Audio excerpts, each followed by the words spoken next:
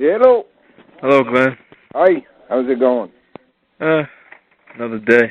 Today, I guess today's date is the day of my rebirth, I guess you could say. Yeah? Yeah. Congratulations. How many years have you been reborn? To 26. 26 now. Yeah. Oh, well. That adds up to 8.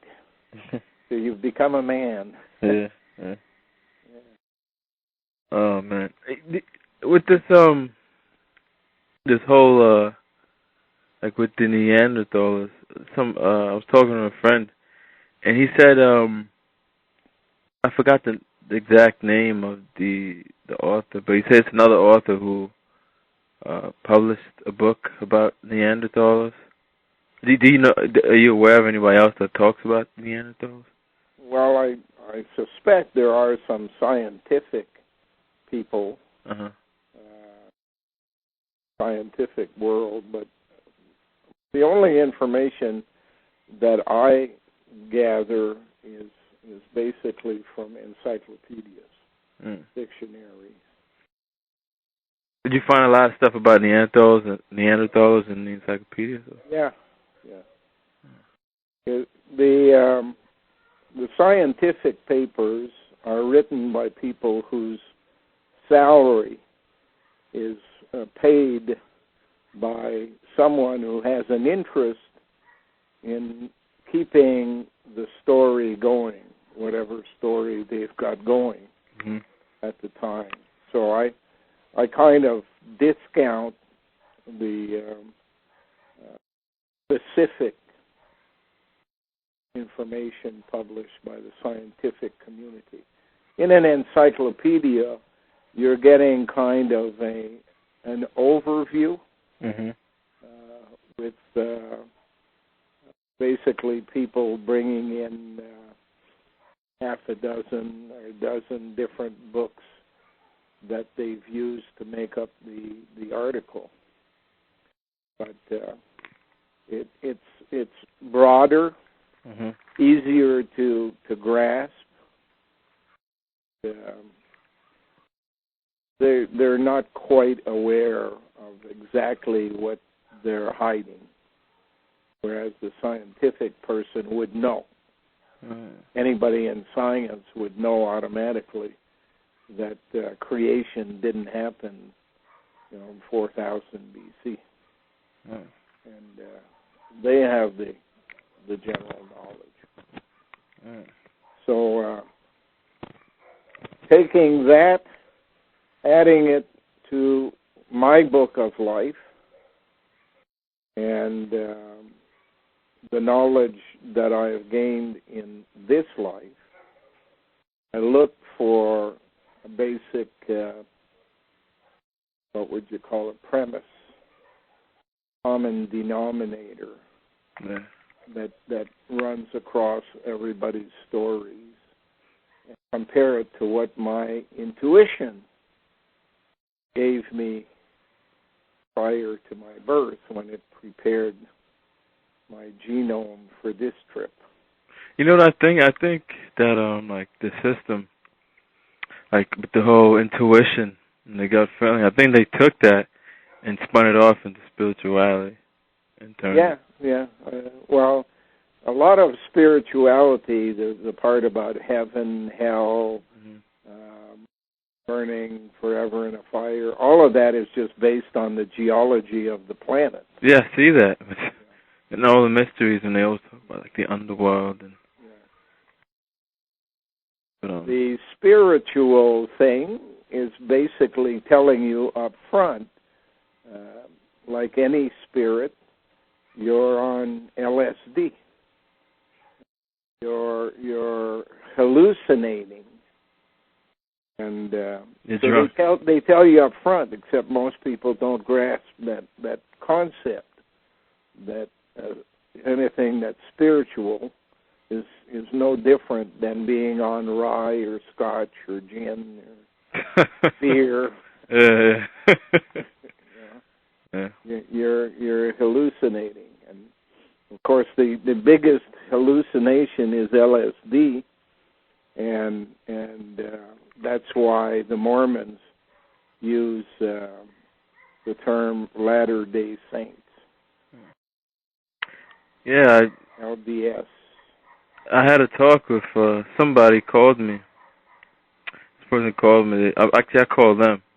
They emailed me, and he wanted me to, like, I guess he was asking, I guess, to help me to, like, have him write this science fiction book, whatever. And we were talking, and I think he's, like, had an overview, not of all your work, but he heard, like, an interview on the internet. And, I don't know, the conversation kept going to other dimensions and consciousness, and I'm just like, I think that's part of that New Age. Yeah. Because that stuff really isn't new. It's just all like old, like shamanistic, all these old things. She-Man. She-Man, yeah, exactly. I was just thinking that. Yeah, She-Man. I mean, the story is the same. Mm-hmm. They interpret it differently with each group who gets assigned the task of confusing the world, and of course the She-Men, the native community, were given that task first because they were marooned a long time ago. Yeah, because I see that, like,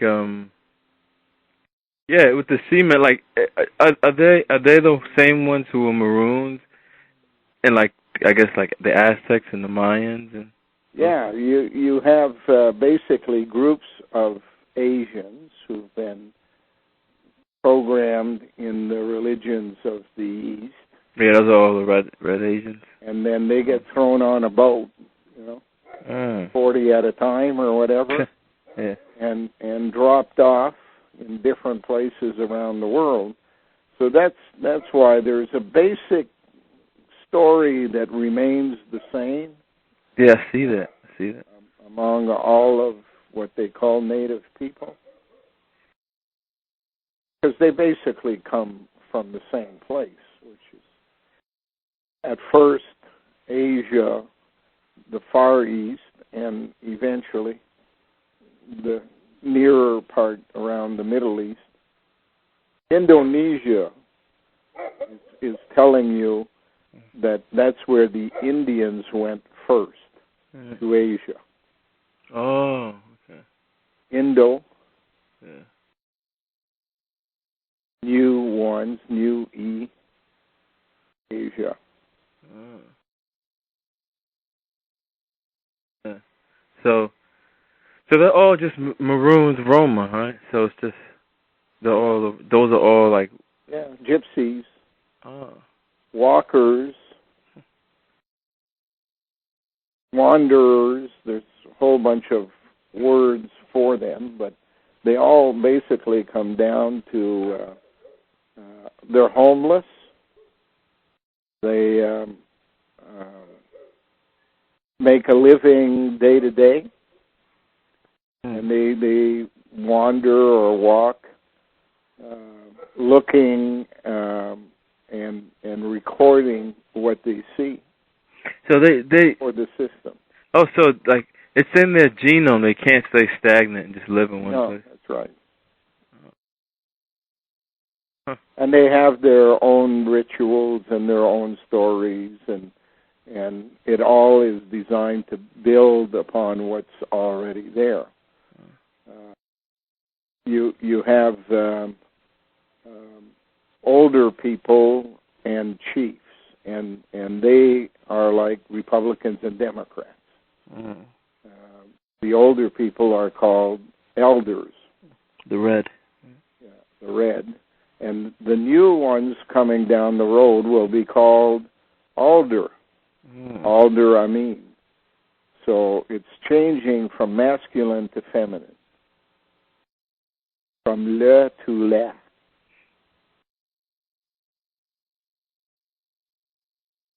So, like, and I see, like, in you said last time I spoke to you, you said in the mystery, basically, like they came out with, they had, I guess, like Indian mysteries, and then they updated, I guess, and then every group that gets started has a general understanding of where the stories came from, and India is the central factory. Yeah. And then they begin to change the stories, because this is all, most of it is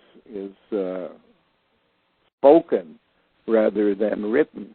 So a corporate pipe carrier or a historian within a community changes the story to adjust it to what the mentality of the people in that community. Yeah. So, because I see, the mysteries, it's basically the same story. Yeah. But you said, like you were saying, I guess the last one was a Scandinavian one. Yeah. The names are changed to protect the guilty. Yeah. Not the innocent, as they used to do on Dragnet. Because I really want to look into this. Like, was that symbolized that when Baldur was killed by mistletoe and couldn't come back, would that symbolize they're just going to kill everything? Or well, Baldur appears to be symbolic of the United States. Bald eagle. Oh, okay. And there's going to be a mass destruction of the United States. They wouldn't have given them the job of getting out into space and gathering the information to write the manual on space travel if they didn't have a way of getting rid of them when the job was done.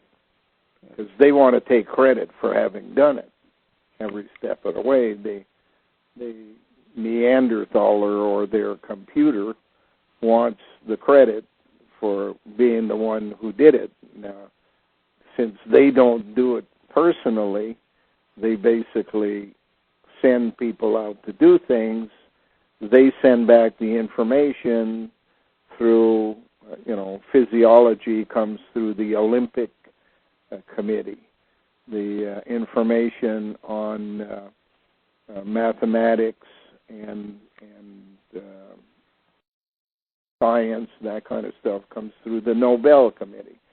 The Pulitzer Committee on writing and that kind of stuff. So as that material flows in to the Mohel, manuals are prepared. And at first they're prepared with the names of the actual people who did whatever. But 2 generations later, all of the mention of other people but them are deleted, and nobody can challenge them because nobody was there, basically.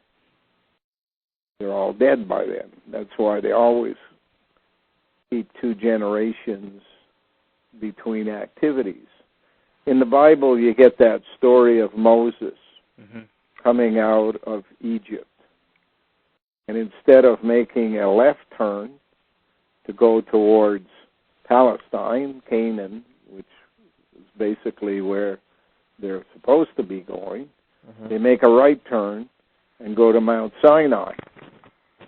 Now, at Mount Sinai and in that desert around there, they hang around for 40-some years.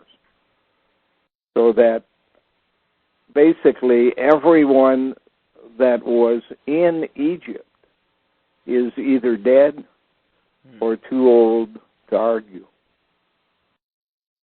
They can rewrite the story. So the story ends with Moses leading them to the promised land from Mount Sinai to Canaan, and then disappears. And a new group of people take control. The new group is led by a guy called Saul. Well, all is the word ruse. Because the A, well, you have a U in there, and you have an A, which can be the E. And an L, because it's part of left, straight, right, can be an R. So that's how they code it right from the beginning. This is going to be the place of the ruse.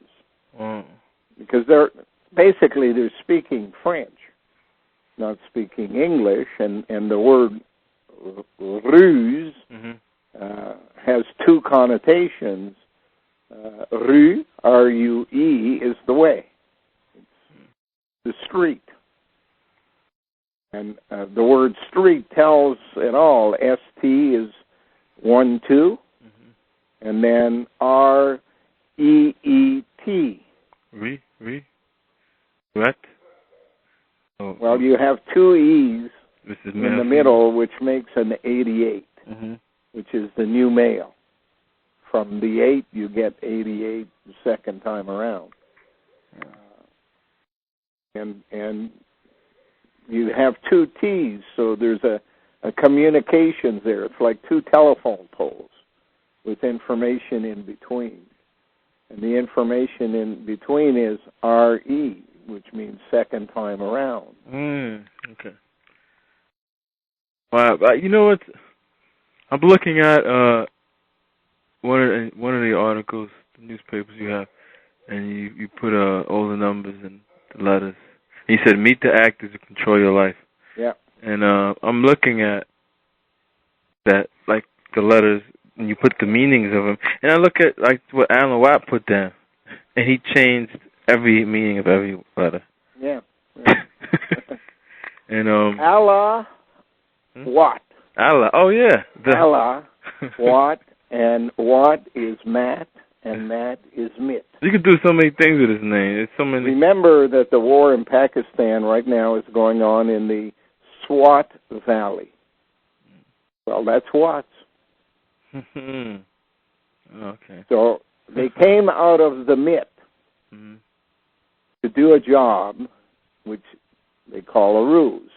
So it means that when they left India, they left India from the Swat Valley. In those days, that was India. Today, to cause confusion, they've separated that part and call it Pakistan. Oh. But it's basically in the area where the toll gators began, because the toll gators first set up in the Khyber Pass. And the Khyber Pass goes from what was India into Afghanistan, or Persia, because Afghanistan was the first province of Persia. So Afghanistan, Iran, and Iraq. So do you get like a geographical map of like what were the names of the countries in the old days and now? And yeah. Like what I have, my whole world is surrounded by maps in my basement. and on the in the encyclopedias, if you get one that goes on the net, or not from the net, but on a disc, you can buy encyclopedias. Yeah, they will often have timelines, and you're looking at a specific thing, and you can back it up in time and get different names for different times for the same places. And the media was basically created in the part that is under dispute between Pakistan and India and China. It's called Kashmir. Well, the mother of cash. And has IRS in it too. Yeah.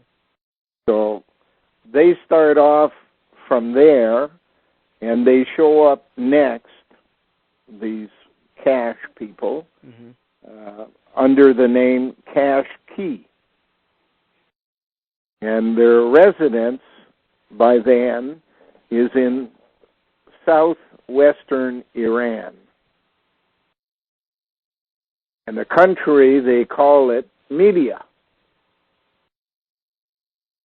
And it has a capital city called Elam. Yeah. And later they changed the name from Elam to Susa. That's us. Yeah. So they've got the plan down by then for where they're going and what they're going to call USA. The boy calls Sue. Yeah. Supreme being, right? Yeah.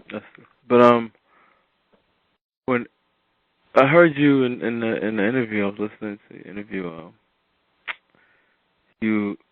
You were saying something like K stands for mission. I know that, and U stands for us, the people.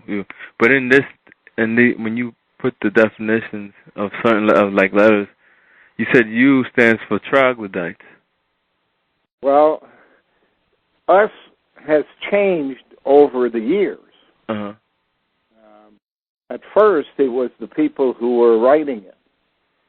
And troglodytes were basically the people and their computer working together.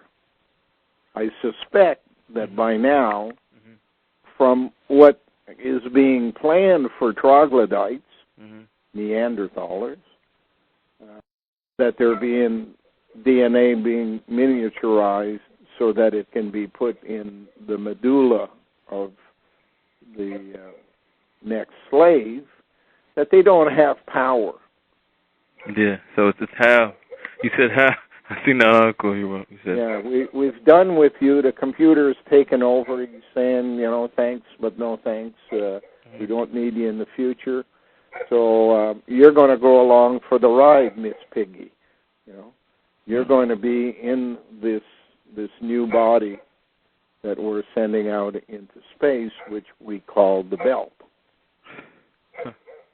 Wow. The hardest stone at the base of a mountain, called belt. And I'm always seeing, like in the movies, they always have this new slave. They always have all these models of different slaves. Yeah. And that's in the old Jewish, I guess, mythology. You could call it the golem. Yeah. Golan Golan Heights, or Golan Heights. Yeah. What's that? Golan Heights is a place between Israel, Lebanon, and Syria. And I suspect that in the old days, that was their laboratory. The Golan, yeah. Genetic Engineering Land, GE. Go, GE. Yeah. And even Golem, right? What's that, like Go, L-E-M? And I'm looking right here, it says M is masonry. So we could go masonry. Golem Me Log. Golem Me Log. On the place where the records are kept. Oh, okay. So there's never just one definition. Yeah, I learned that. I learned that there's always multiple definitions to bind himself deniability and. If a judge has to make a judgment, he can make any judgment he wants because. Oh, they're making his job easier. Oh man. But how did you? Your name, Jerd is basically the J is a D. If you put two J's in Desdemona, one on top of the other, you make the letter D. So your name is in fact Derd. Derd. And it doesn't basically mean much in English. but it's part of a word in French. The word is merde. Yeah, they say Jed. That's how they pronounce it. Merde. Yeah, I'm shit. I came from shit. But, to us, shit's a bad thing. Yeah. To them, shit's a great thing. Yeah, because they get over. Shit means you've digested everything, and from shit, you can tell the answers. You can tell the person's DNA. You can tell what the person was eating. All of the knowledge about a person can be had from their turds. And this is something that, like, the scientific cast of Mason, because they do have a certain cast, I see. Yeah. I noticed. But, how many casts? Scientology is basically what they're doing. They have a theology, but they specialize in science. Yeah, I see that.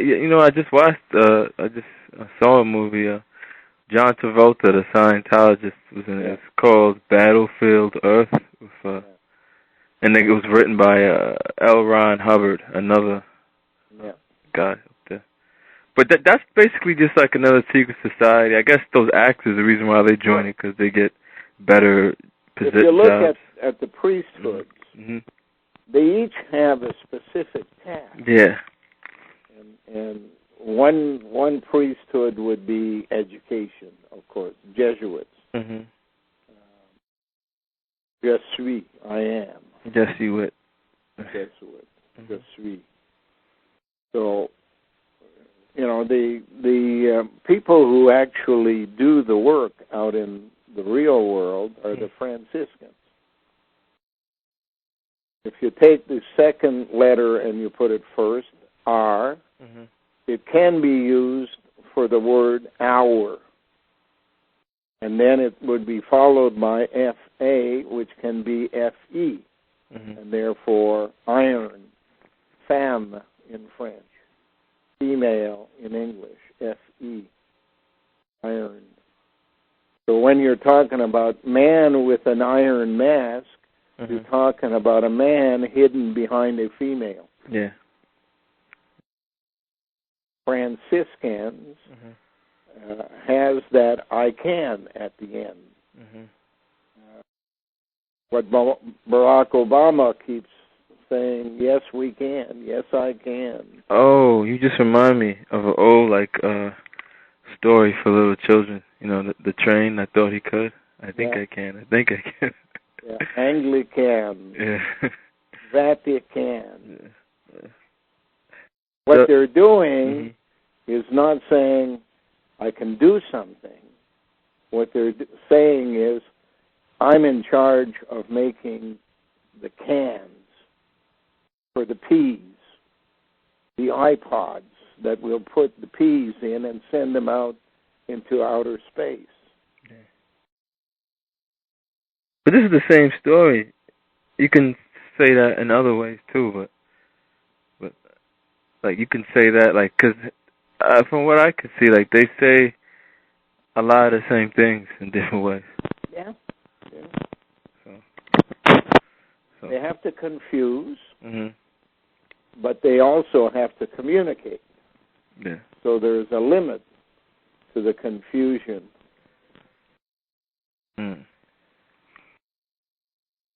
Wow. Well, I'm still on this,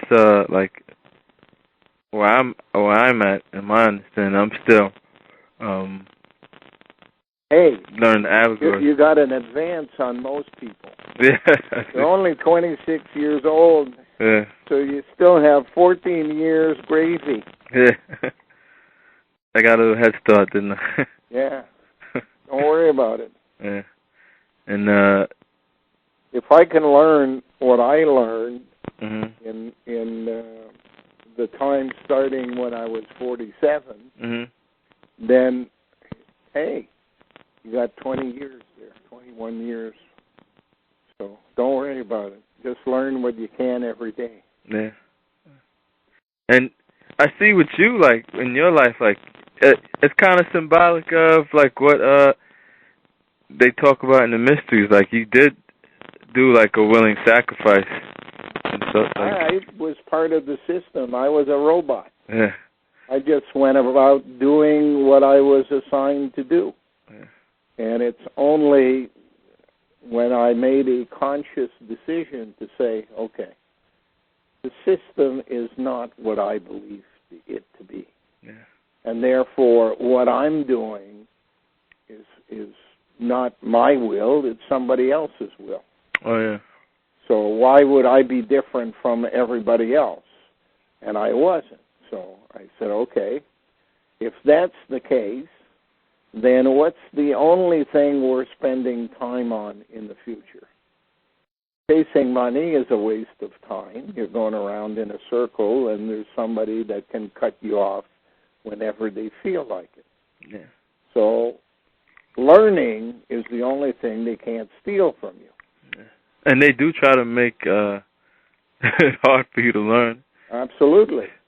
And that's the only thing of value, so they're going to make it as hard as they can for you to learn.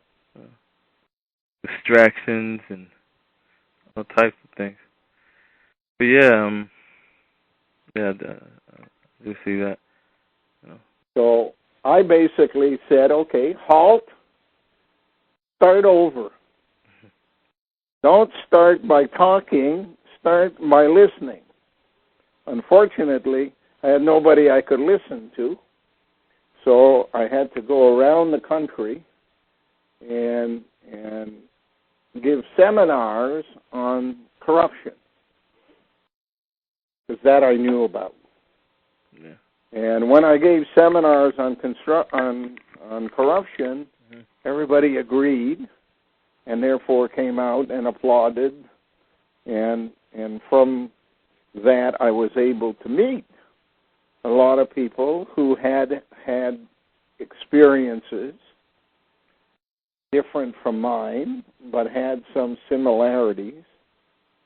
And with that in mind, I kept gathering information from people all over the place, and added to my book of life,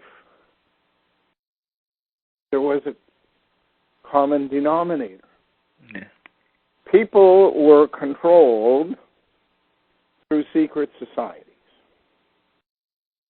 Secret societies were basically levels of information. And the one you saw on the street that had a big G on the front of the building was basically the lowest of them all. Yeah, I've been reading lately. I've been reading Albert Pike stuff, and it's so like I laugh at it all. He keeps saying, "Oh, it's charity, honesty, prudence, and all this crap, man." It's all designed for a single purpose: genetic engineering. They got to get their hands on women, and they need men to bring in their wives. So they use the pretext that, number one, Masonry is important, and number two, Eastern Star is not. It's just a way of bringing them in on the side, says Albert Pike. Dishwashers and servants at the parties that we have, that kind of stuff. Yeah, so willing. But they don't grasp the real concept. The average Mason doesn't grab the concept that Eastern Star is in charge. At Christmas, the Magi come to find Jesus. What do they do to find Jesus? They follow a star that came from the east. Yep. It's Eastern Star, and the Eastern Star that comes from the east is most likely Venus. It appears at night, and it appears still in the morning. the last star you see in the morning in the sky at about 5 o'clock or something, before the light overwhelms it. But what's the common denominator with Venus? Well, they make a statue. Yep, with no arms. With no arms. So if it has no arms, yep. What does that mean? It has no male. Yeah. But the males are there, but they just don't have any vehicle to let people know they're there, because they're basically the back of a stepladder. Yep. Their only purpose is to support the activity that is being done supposedly by the female, which you see as veneer, but in fact the instructions are coming from the medulla, and therefore you suspect that it comes from the Neanderthaler, but then you know that the Neanderthaler wouldn't be sent out anywhere that he ain't going to be coming back from, and therefore someone else has to be giving the instructions. So the next thing you look for is, what's the communications device? And communications device they call tellus. Yep. Stella in the old days, a stone, pile of stones, a stela. Tellus is basically what they're after. And knowing that at one stage of the game, Stella had to call in and make a report. That's a deficiency in the system. So high-speed communications, online 24/7, is more the practical way of doing things today. So you stick that in there, and then, yeah, they show this in the movies too. Like, if it's some, like with shoulders that they always have, because a lot of movies too are like some type of shoulder, super soldier who has and they always have this communication in the air. They can just link to the. You got to be telling the Neanderthal in your medulla what to tell you. If you're the controller back on Earth, so you don't want him to know that he's not really in charge. So you have to set up a media, and the media is like the top step in the ladder, holding it together at the top. So the communications device is basically working into the media, from the media to the medulla, from the medulla to the control mechanisms of pulling the reins on the muses that are thalamus and hypothalamus. Yeah, I only did like an overview on that. I haven't really delved into the whole medulla area. Yeah. And you know that it doesn't speak directly. There's a pond, which means a bridge in between. A bridge is a fridge. How do you change B to F? How can you do that? Well, you eliminate the first letter, and you're left with ridge. Yeah. And when you have a word, you have to choose what you add at the front. That's what makes English so wide open. Yeah. So it's so fluid. It's like So a bridge, a fridge, a ridge, and that's why they had the first head of Homeland Security was called Tom Ridge. It's basically to say he's the bridge to begin this process of Homeland Security. Well, whose homeland are they securing? Certainly not being secured for Americans, because the first thing they would have done would have been to arrest the banking community, and and the media, but they allow that to continue, falsifying their real purpose.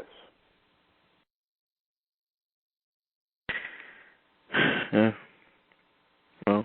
And then if you look at where rich people live, they usually live on a ridge, so they can overlook the poor people down there. Yeah. Well, I don't know.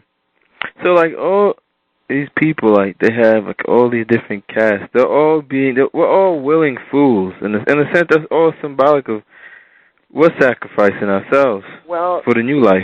You cannot call yourself willing until you know. Because until you're a robot. But we will their will, thinking it's our will, but it's their will. We will their will as robots. Mm-hmm. But if we learn what is going on, mm-hmm. and we choose to disregard it, mm-hmm. and go along with it, mm-hmm.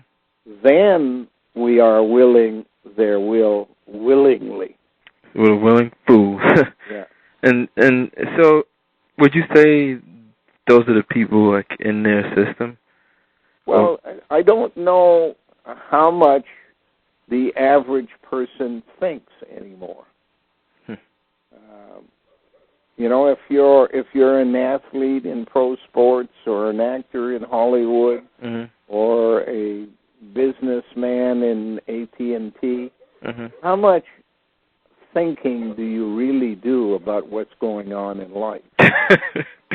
Well, it's funny you mention that, because I do think about like people like, I don't know, Will Smith, Tom Cruise. You know, these people, I think they're given a religion for them to follow, and their agents tell them when they go to Hollywood, this is the system.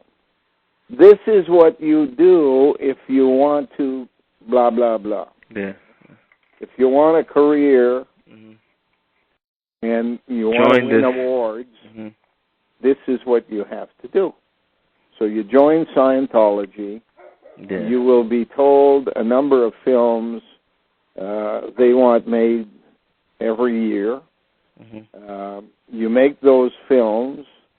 They will be successful financially because they'll tell all their people to go to see this film through the critics mm-hmm. of movies.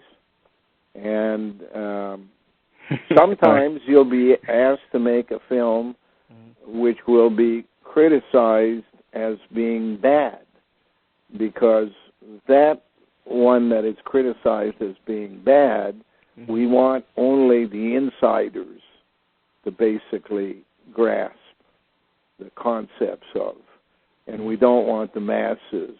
Also, it's a form of communication, these movies, too. Absolutely. Mm.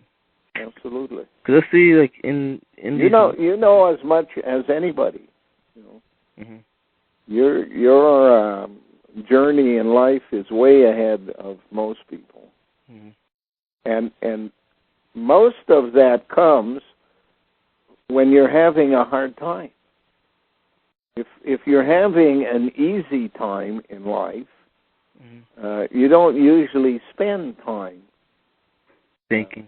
Mm-hmm. You're involved in how many three-piece suits I'll have, and how many filet mignon will I have till I get bored with it, you know? Yeah. And who can I be seen with tomorrow, you know, to make my reputation? That's the kind of stuff they think about. And then they go home, and then they have a few drinks, mm-hmm. and start saying, my life's empty. Mm-hmm. I don't feel good about anything, you know. And they go to bed with a hangover, wake up with the hangover. They start over again. I know, I lived it. Yeah. See, I see, like, everybody has a position. Like, I think, like, people, I guess you could say, like, the class I'm in, the workers and stuff like that. They're happy being. It's like Brave New World. Everybody's in a certain caste and is happy in that caste, but there's always. I know, like even in the higher caste, like the scientific caste, I know some of them may say, "Hey, you know what? There's more to life than just this." There's only two things that people are happy about in the situation they're in. Mm-hmm. They're happy they're not poor. God. And they're happy that they're on the road to getting richer. But they're not happy about their present circumstances, no matter how well off they are. I know some people who I would classify as being among the top wealthiest 1% of the world. Mm-hmm. And that's a fairly large group. If you're looking at a world of 6 billion, 7 billion people. And I know some people in there who get up in the morning, live their life looking for money. Now, you tried to explain to me, what do you do with money once you have 3 meals a day? You have the clothes you want to wear. You live in the houses you want to live in. You take the holidays you want to take. What is there after? Yeah, see, when I watched like movies and stuff, like when you watch like a vampire movie, right? And I could see the allegory. This vampire who has an insatiable lust for blood, and this is, for me, this is like the elite. You know, they just feed off the people. And supposedly they live the immortal, I guess, from being reincarnated. They put money on the stock market with no concept of if they win, somebody lost. You know, money isn't made on the stock market. It's only transferred from a loser to a winner, with a guy in the middle who takes his cut. It's a stock market. It's a casino. Yeah, that's why I never got involved in stock. Most of the people who make big money on the stock market make it at the expense of the biggest losers, the people who can't afford it. And I wonder like why people even bother. I always say the whole thing, it's rigged, but that's the religion of people. That's the faith thing, I guess. Rig is a word that says ruse, fixed, a plot, and that's the story of Homo habilis being separated from an original clan mother that was a hermaphrodite and could only clone copies of herself, to a lame male provided to her as an assistant, who basically took over power from her, only to have his power taken over by the priests, whose power was taken over by the Neanderthalers, whose power was taken over by the computer, called HAL. HAL's sick, man. HAL is just a machine. It has no sense of right, wrong. It was programmed, and it built upon the program that it was given. Well, it was told the program is you got to figure out how much we can take from people without having to fight a revolution every day, everywhere. What will they accept as being slaves who do their own shopping? And the computer began the process of putting out what you do. And it worked so well that the computer one day said, I'm wasting some money here on these Neanderthalers. and therefore I should take their share too, and did that. But this whole concept, like, it kills me how this whole concept of just accumulating money, isn't it meaningless? It's not the money. It's the power. It's the power tied to the money. But even that, like, isn't that meaningless in itself, just to have power over other people? It's meaningless to people who know the value of other things, but it is not meaningless to the person who has no love. You know, it's not the love of others that one is missing. It's the love of oneself. When a person has concluded that he has nothing to offer and therefore is worthless, he rebels against that concept and tries to make himself look worthy by power.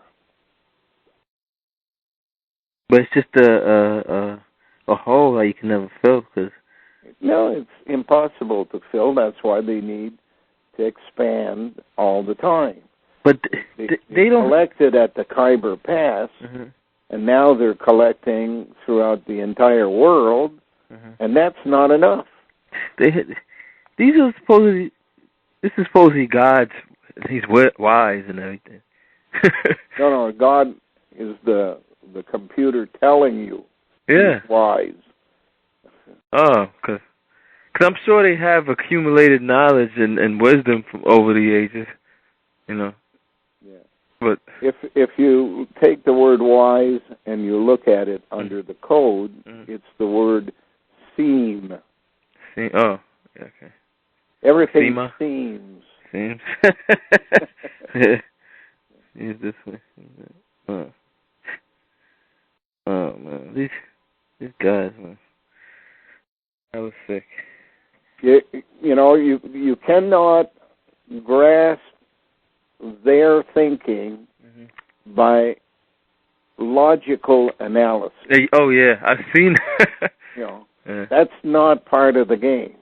This is all coming from a dysfunctional mind.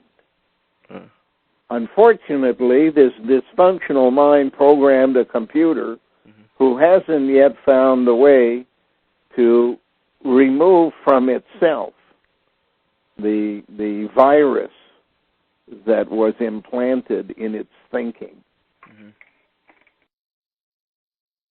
Maybe someday someone can work that out.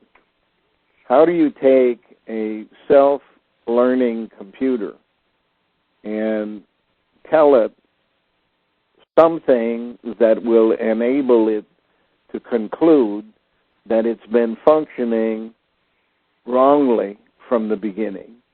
And that's because garbage was put in at the beginning, and it's got to get rid of it and change its entire approach to things based upon being a better machine that people will thank, not fear.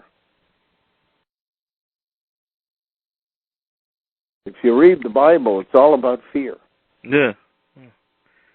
But that's what they do. See, I see that, like, they use that dialectic. They make your life hard. They say that. It's a tough life. And the solution, the synthesis, is their religion. Them. Their spiritual. It's like that's how the system is. I read that in the book. Somebody mentioned it. He goes, it's amazing. You just have to look in awe how the system can give you poison and give the antidote too. So what you have to do is learn not to fear, because your life didn't begin on this planet in this particular reincarnation of yours. It began long before and will continue long after. you're not this physical package that you see in the mirror. You're the DNA. You're the assembly of a genome, of a recipe. And that's your value. And it will not die, and it will continue as long as you grasp the concept that there's only one task, and that's to learn and experience on behalf of creation. When did you learn that was basically the meaning? The day that I concluded that everything I knew was a lie, was an illusion, and I stopped my life. And that happened at the time when I filed charges against the Prime Minister's team, got a month of hearings, brought in all the witnesses, and the judge at the end agreed with me that there had been a conspiracy, or a number of conspiracies going on, and laid charges against every single person. And then when I saw the activity coming from that, one by one, the pillars of life came tumbling down. I saw with my own eyes that the media was not telling the truth. I saw with my own eyes that the police were not on the side of the people. I saw with my own eyes that democracy was a farce, that it was rigged at the local writing association long before it ever got to be an election, and an election was only for you to make a choice among their choices, not among your choices. So that whole process took 3 years. That was like from 1991 to 1994, 95. And then I was invited to go and assist the Native people in British Columbia in a court case called the Gustafson Lake Standoff Trial. And I saw with my own eyes Native people playing a game with the system to make themselves look like bad guys in the media and victims to another group of people. And yet the whole thing had been rigged beforehand by the financial community, the Rockefellers in particular. So when I sat with natives that came in to the trial from all over Canada, coming to spend a day or two listening in on the trial, I got a chance to poke questions at them. And I basically got a person who told me it's not ever going to change in our community because the pipe carriers no longer exist. And I said, what are you talking about? What's a pipe carrier? He said, a pipe carrier is a historian. And I said, well, why don't they exist? He said, because at one stage of the game, historians were replaced by what we call corporate pipe carriers.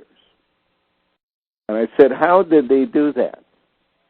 Well, he said, in a community, you would have a historian. And his job was basically because of his ability to remember things and communicate those things. And then one day, corporate interests came into the communities, one by one, found the greediest son of a bitch they could find in the place, gave him stuff that he could then give to kids, children, and get their attention. So things kids wanted, toys and all kinds of things, he would have for them and hand it to them. And then at one stage of the game, he would tell all these kids who adored him, I'm the real pipe carrier. That guy over there, if he was the real pipe carrier, he wouldn't live the way he lives. He would be like me, here, handing out stuff. So over time, what happened in each community was the guy who was the real historian lost power among the new generations. And the guy who was the corporate liar who presented a totally different story that bamboozled the native people, he got to be the pipe carrier. So their role was converted from learning for the sake of documenting and passing the information on to the system without knowing that that's what they were doing, to one of being actors in a play. And the actors in the play split up into Polaris teams, one team of elders, one team of chiefs, one being community-based, the other one being politically based, and they play ping pong together, or tennis, and bat the ball back and forth, and everybody's watching the ball. Nobody's thinking of the game that's being played. And what they're learning is untrue. They are made to believe that, you can talk to the dead through a ceremony that they're going to have. And I've attended dozens of ceremonies with Native people, and they're all an act. They're all bullshit. But even though the people see it and can see that it doesn't make sense, they've been told to believe it. And at first I used to scratch my head and say, how stupid can they be? And then I looked around and I saw people walking into a Catholic church. And I said, hey, oh, okay. It's the same play. Yep. It's just like... Just different roles, different uniforms, different suits, different words, but it's the same play. Yeah. It's just like Haiti. Like, yeah. I was raised thinking, oh, be scared of like these voodoo priests. They can... Yeah. It's like one guy, priest, who puts a curse on somebody because somebody paid him to. Another person is paying him to take off the curse. It's like he has everybody scared. And it's such a scam, but I guess... And during that period, I went to a chief's home, political side. Went to the basement, and on the wall in the basement was a swastika. And I said, why do you have this here for? He said, that's our symbol. He said, borrowed from us. Borrowed by whom? Well, by the Buddhists. And he said, if you go back in time, you'll see that the original people, he didn't know they were gypsies or Roma,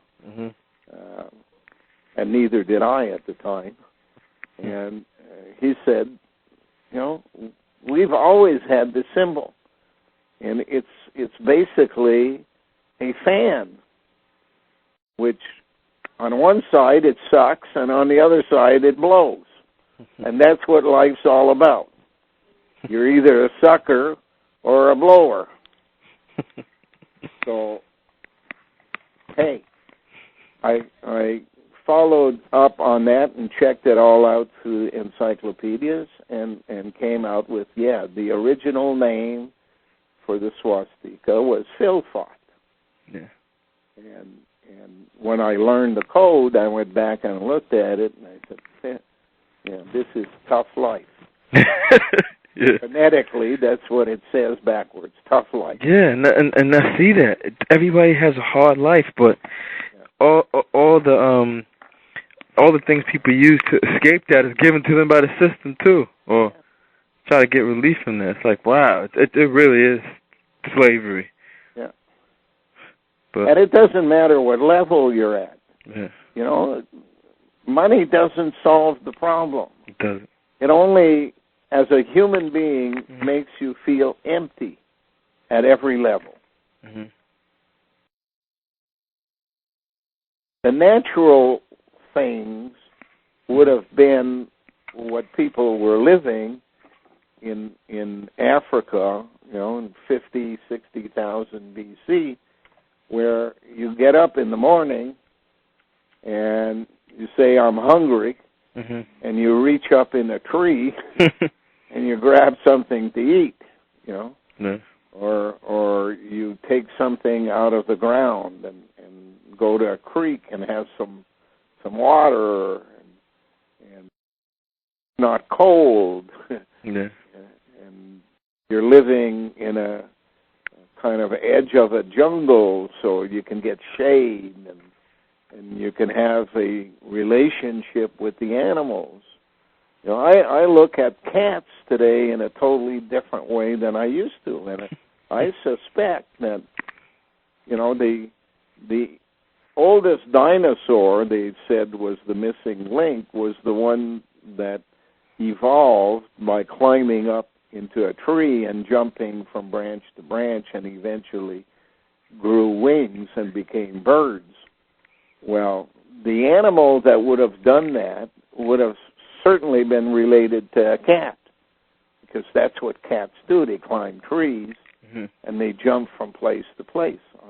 Right now, I'm sitting on the top floor of the farm, and I have a porch on the outside with no connection to downstairs, but every now and then there's a cat that's at my window asking to come in. So he got up here climbing, and because there's a connection between how they give birth and how humans give birth, and how birds give birth.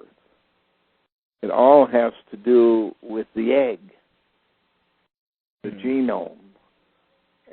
It's not any wonder to me anymore that women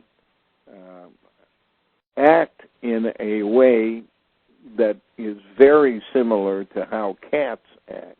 Yeah, it's with women too. They say like women that hang out with each other. It says their cycles or something like sync up, and they have periods around the same time. Yeah. I've been told. No. Maybe so. I don't know. I never heard that one. You never heard that? Oh, really? Well, but it may be. Yeah. The important thing is the cat is connected to people in a way most people don't understand. And the connection for those who overstand then becomes how do they communicate? And it's through their hair. The communications is always done from hair to hair. It's like antenna. That's why That's why they rub their whiskers on you, because it leaves a scent on you. Yeah, and that's just from a cat. Just imagine if we had the time to study all the other animals. Absolutely. Find a lot of, and I'm sure all that information's somewhere kept secret. Yeah. They didn't make France, whoever designed the border, designed it so that it would have the face of a hippo facing into Spain. Well, what's the real purpose of a hippo? Is it because it relates to an animal that was raised in a marshy area? Or is it more related to, here's a country full of hypocrites? I could relate to both when I think about France. When I lived in Montreal, and there were a lot of French people migrating to Canada, coming off the boats, and their opinion of themselves and how they dealt with French Canadians as colonialists, that you're our colony type of thing, were the ones in charge. Well, the colonialists, the Montrealers, when you hear them talk among themselves, there was always this one thing they used to say. You want to become a millionaire? Go to the port. Wait for a ship to come in from France. When a Frenchman gets off, take him home, and then keep him for 6 months and sell him for half of what he thinks he's worth. And you'll become rich beyond your dreams. Because you'll find out that the only thing he thinks about is that he's worth a lot and you're full of shit.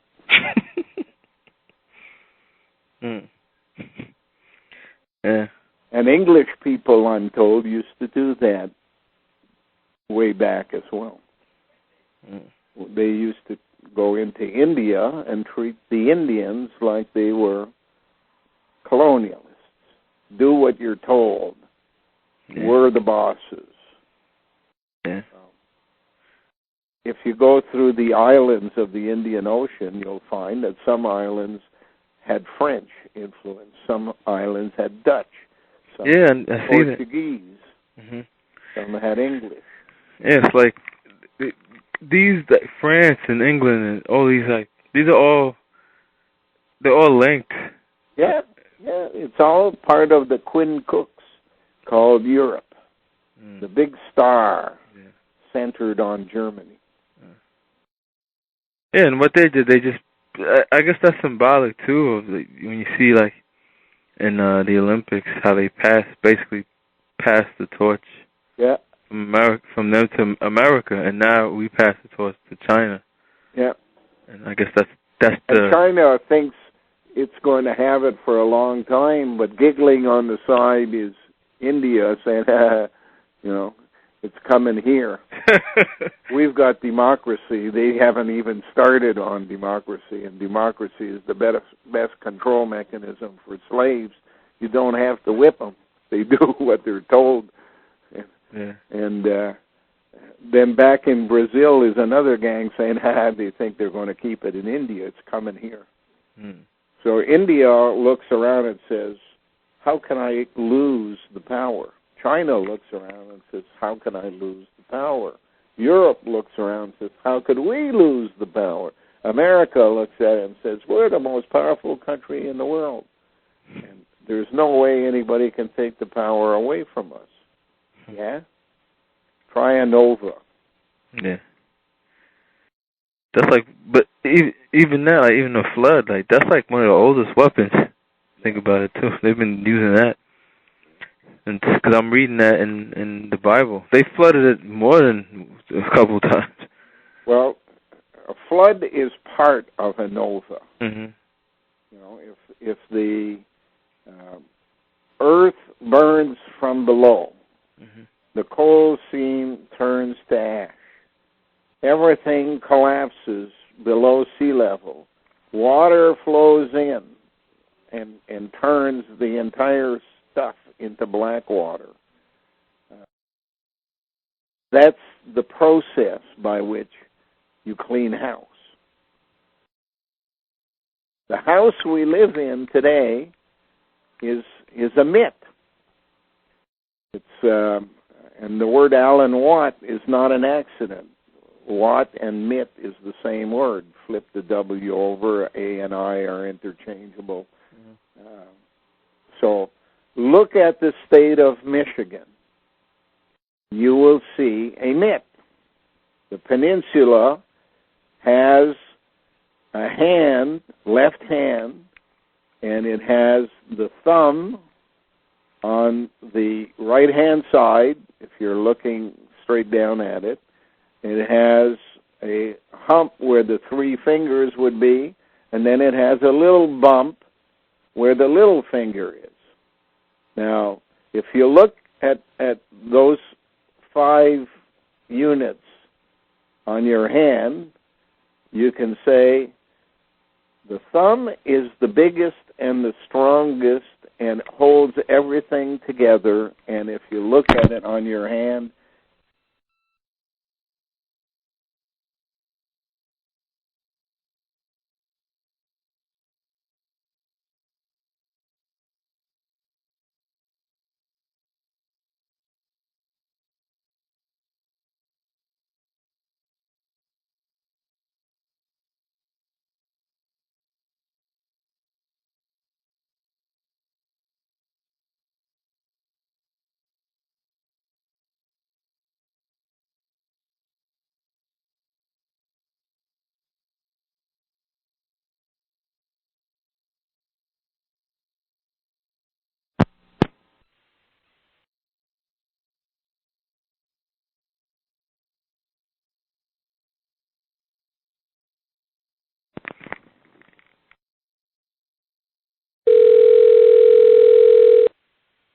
did you hang up? Yeah, I dropped the phone and disconnected.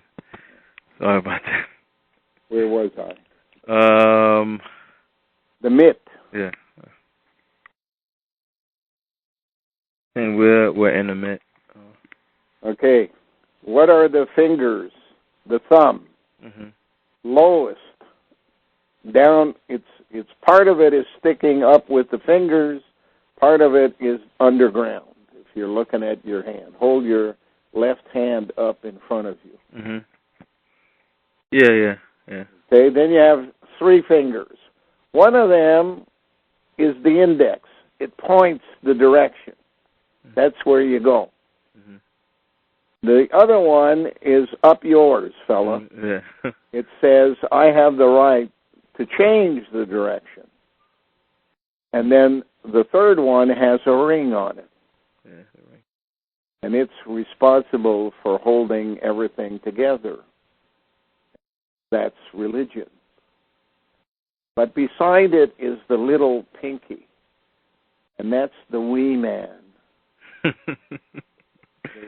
The woman who's in the house, who you think is a female or a feminine, or there is no real word, difficult to explain, but it's like a spy in the house. Yeah. And it's basically communicating the information back to the thumb, because when you hold things together, it basically goes the lowest when you turn it around. So highest is always the least important. Lowest is the most important. So that little finger goes even below the thumb when it's turned down. When you clasp your fist, it goes the lowest. The Neanderthaler goes the highest, the thumb. That means in the future, the Neanderthaler has the least amount of power, followed by the up yours,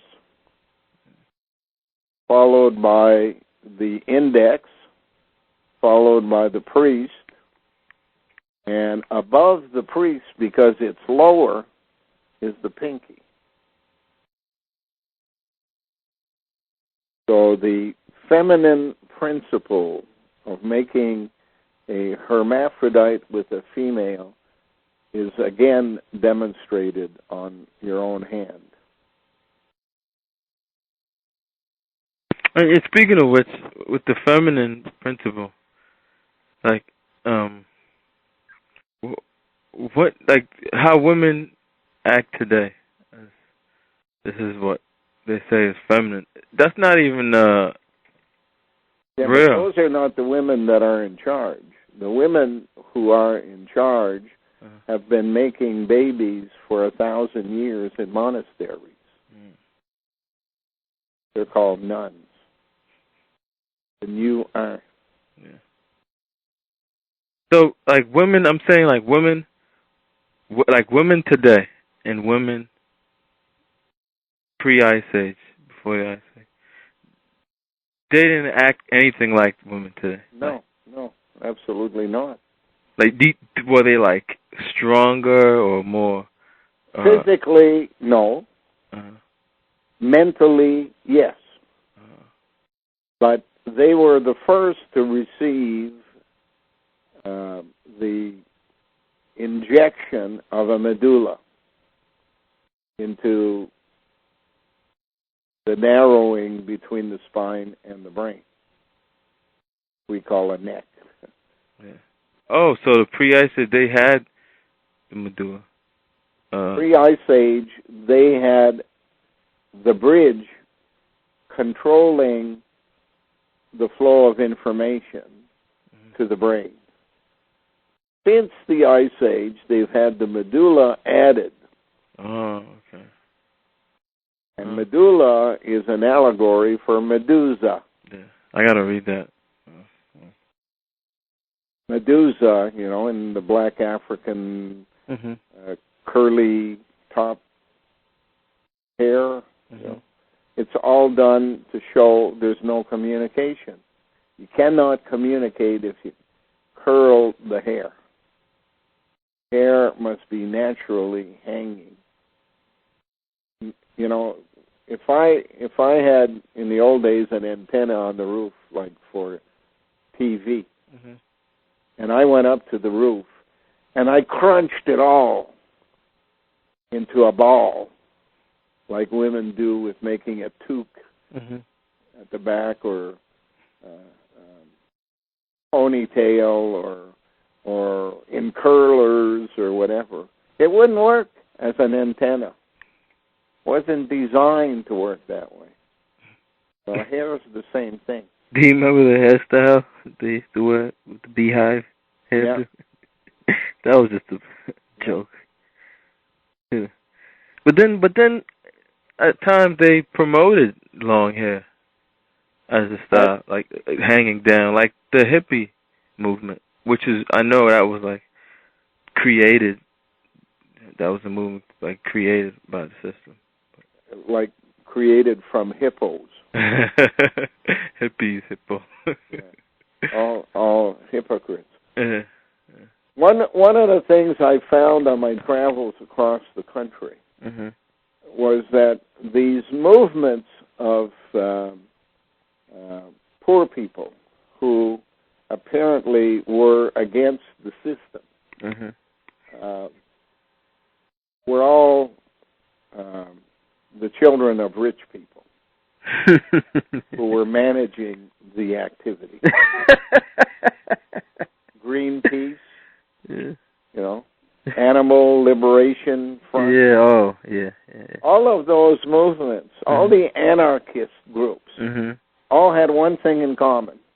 Poor people did the work in them, but the rich people were in charge telling them what to do and paying for parties and that kind of stuff, buying the drugs and whatever. Yeah. I know people, like, I live in, like, a suburb area, like this rich areas around here. And I know a guy who's, this guy, this guy you would never think would do a crime, anything like that, but he just recently went to prison for liberating animals, as they say. Yeah. And he's so, this religion of, like, eating only vegetables. Yeah, from garbage cans and whatever. I mean, I've known a whole bunch of those people, especially in Vancouver. Yeah. Will tell you, you know, that's the lifestyle. But they're all programmed. Because that's what they did to them in India to control them. It's like they bring it back. See, it's like a rego in a sense. Yeah. They bring it back. Some were so programmed they put a number 3 in their name. One girl was called Elaine, and she'd spell it E-L-A 3 I-N-E. And I saw that kind of stuff being repeated on email addresses from people. You know, they're saying, I'm a program. This is my number. You know, I'm a robot. I do what I'm told. Yeah. Well, sorry. Yeah, like when I see the tattoos on people, it's like, whoa. Do you know what that really means? The tattoo is there to speak for you when you can't or shouldn't make things public. But if they take you to a hospital and you have the tattoo of a rose on your arm, it says, I'm in the ruse. If you basically raise horses or roses, you're in the ruse. That's the way they speak to each other without speaking to each other. Tattoos are just another message. They began with, in India, women who were manufactured put a dot on their forehead or pierced their noses and put an earring in their nose. Yeah, what about those people like in the East who they like put those things on their neck to make their neck really long and it's all designed to put out a message to their community. Yeah, and some of them. If you're elongating your neck, you're basically saying, "I'm giving more importance to my medulla. I'm giving it more space to work in." So how about the ones that like crush their feet to be like 10 inches, like the Japanese women who used to make their feet bad so that when they walked they kind of shuffled instead of walking. You know, all of those things are obedience to a system. Oh, okay. Yeah. And it's ritual brought down from generation to generation, and nobody knows where it began. And it began when a corporate pipe carrier took over their group. And the corporate pipe carrier said to them, you know, if you were really into what you say you are, you would have feet that shuffle, or you would put a board on your firstborn's head and tie it up so that he gets a flat forehead, you know, so that your native community could then be called a flathead. So yeah, and that's supposedly that's beautiful. They say over there, and in Africa they put things in like their lips to make this really. Look at it. Well, if you go to a native community, when a child is born, it is taught from the beginning that it has no freedom because it's wrapped up tightly in a blanket, real tight. It cannot move. It can't make itself feel that it's complaining because it can't even lash out. Its arms are banded inside the blanket. So rituals are introduced into each society. The purpose is control. Self-control is the best type of control because you don't have to be told, you just do it. Yeah. I used to go to church. Is it because I woke up in the morning and would say, boy, I want to go to church? No way. What I would do is say, I have to go to church. Why? Yeah, like, because it's a duty. They used to tell me, I used to hate going to church when they bring me. 'Cause my grandmother went to a church that I used to be scared to go with her because I would go to church and and they do this thing like I guess the sign of the cross and the person would fall down shaking on the floor. And I'm like, I don't want that to happen to me. What's this all about? And they're like, oh, it's the Holy Spirit. If you want it, if you don't want it, it won't come to you. And I'm like, whoa. But I went to church and I kept saying, this is all ritual, and it has no meaning in my life. What church should be doing is taking care of the poor. Yeah. So what I did is I said, okay, I'm going to join the St. Vincent de Paul Society, and I'm going to be part of those people who feed the poor. Okay. And I did. And over time I became the vice president in our region of the St. Vincent de Paul Society. And then one day it struck me.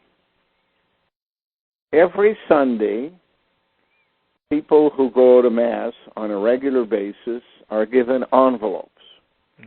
The state has now declared that donations to the church cannot be just written in on an income tax form. You have to get a receipt from the church that you, in fact, gave the money. So the people are getting a set of envelopes at the beginning of the year, and they're putting money in the envelopes, and they're handing it over to the priest, and they get a receipt at the end of the year. And I started asking some of the people, well, what do you get for the money that you give the church? Well, part of it is to maintain the property, the mortgage on the building, if there is the mortgage, that kind of stuff, the heating, electricity, that kind of, is that the purpose you joined the church, was in order to heat a building, or light a building, or pay a mortgage on a building, or is there anything else? Well, the real purpose for joining is to be part of a community that cares about people. Okay. How much of the money that you put in the envelope goes to caring about people? Well, I don't know what the percentage would be, but I'm sure there's a certain amount that goes. I say, excuse me, I'm the vice president of the St. Vincent de Paul Society. We don't get any money from the church.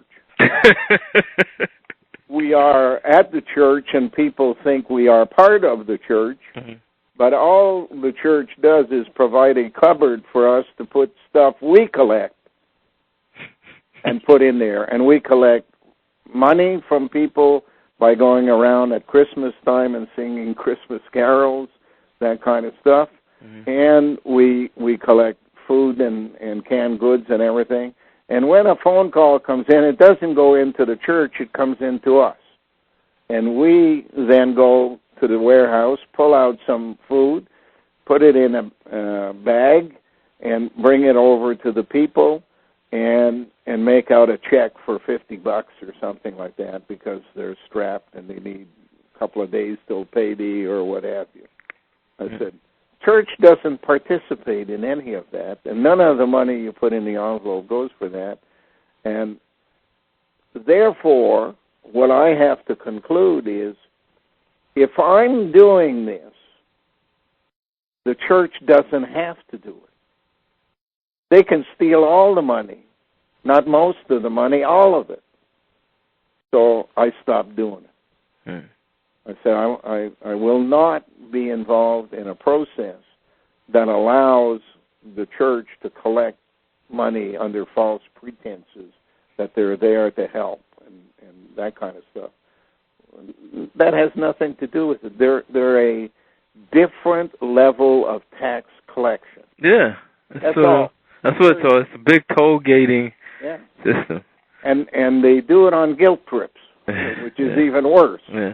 The one that works for the government, well, that's easy because they act like the mafia. If you don't pay, we'll bang you and take you to court and steal all your money. It's 15% or nothing. For you pay the 15% to us, or we take it all. So it's easy to know that they're crooks. But the other gang pretend they're on your side. Yeah.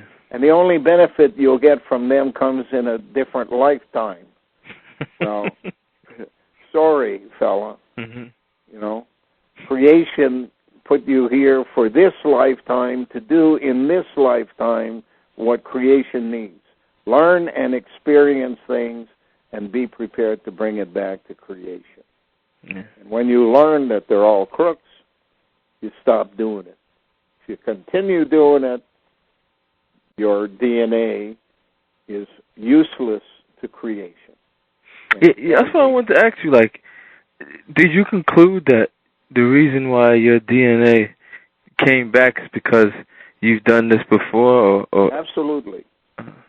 Absolutely. And it not only did it before, but it had to be done right. It's not just having lived. It's having learned and brought back the information to creation so that creation not only is knowledgeable, but has experienced as well. And then you're used, again, on different journeys. That's all you do, observe, analyze, conclude. If people listen to you, fine. If they don't, fine. You're not dependent upon them. I will not be judged by what you do. I will be judged by what I do. You will be judged by what you do. Yeah. In many cases, I've had people on the net talk about what a terrible thing. He charges $2,000 for a seminar, a week's workshop. And if they knew how it operated, somebody said to me out there, Glenn, I'd like to go to your workshop, but I can't afford it. I can't afford $2,000. I'd say, can you afford $500? Yeah, okay. They'd come. No? Can you afford $2? No? Can you spare the time and come for free? Yeah. Well, just remember one thing. Creation knows whether you can afford $2,000, $500, $2, or nothing. So if you're lying, you're not going to get any benefit from attending a seminar. You're telling the truth. Don't let money be the thing that stops you.